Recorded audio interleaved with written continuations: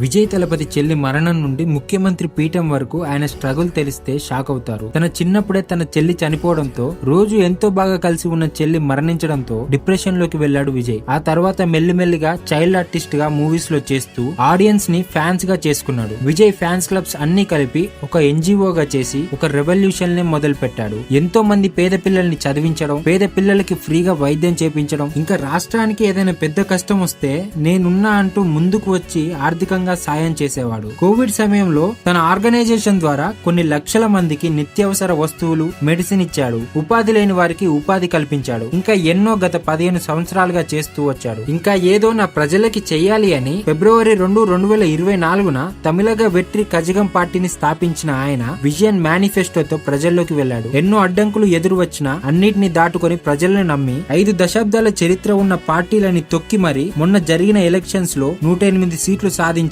Indian political హిస్టరీలోనే ఒక ప్రభంజనం సృష్టించాడు. మే 10, 2026న 125 మంది ఎమ్మెల్యేల సపోర్ట్ తో సీఎం గా ప్రమాణ స్వీకారం చేశాడు. సినిమా స్టార్ నుండి పొలిటికల్ లీడర్ గా ఆయన జర్నీ ఎంతో ఇన్స్పిరేషనల్.